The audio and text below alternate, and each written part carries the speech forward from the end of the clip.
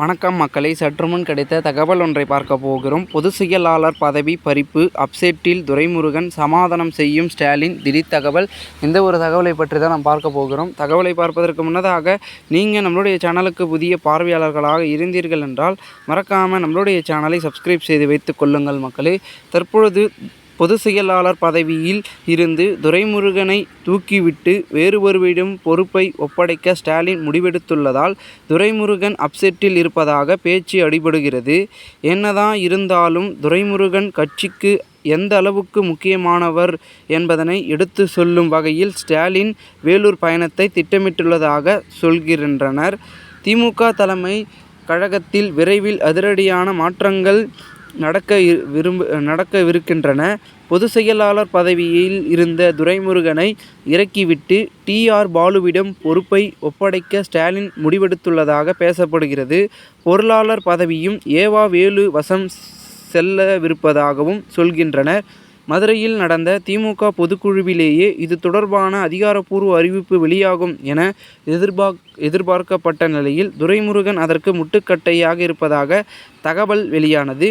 ஏற்கனவே துரைமுருகனிடம் இருந்த கனிம வளத்துறையை பறித்து ரகுபதியிடம் ஒப்படைக்கப்பட்டது. அமைச்சரவையில் மாற்றம் செய்தார் ஸ்டாலின். ரகுபதியிடம் இருந்த சட்டத்துறை துரைமுருகனுக்கு மாற்றப்பட்டது. கனிம வளத்துறை தொடர்பாக ஸ்டாலினுக்கு வந்த அடுக்கடுக்கான புகாரால் தான் துறையை மாற்றியதாக தகவல் வெளியானது.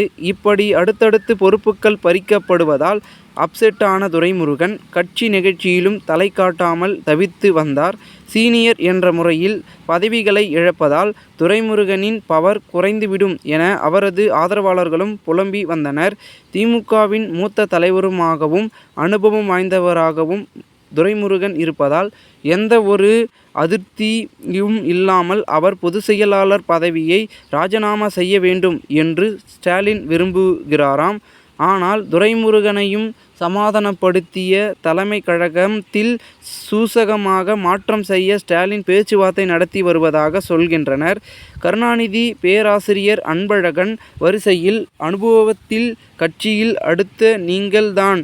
வயது மூப்பு காரணமாக உங்களது உடல் நலனை கருத்தில் கொண்டுதான் பதவி மாற்றமும் முடிவை எடுத்ததாக ஸ்டாலின் சமரசம் பேசி வருவதாக சொல்கின்றனர். கடந்த சில நாட்களாக கட்சி நிகழ்ச்சியில் தலை காட்டாமல் இருந்த துரைமுருகன் நேற்று மதிமுகவில் இருந்து முத்துரத்தினத்தும் ஸ்டாலின் தலைமையில் திமுகவில் இணைந்தபோது அந்த நிகழ்வில் உடனிருந்தார். இந்த நிலையில் பல்வேறு நிகழ்ச்சிகளை தொடங்கிய வைப்பதற்காக ஸ்டாலின் வேலூர் சென்றுள்ள கவனம் பெற்றுள்ளன.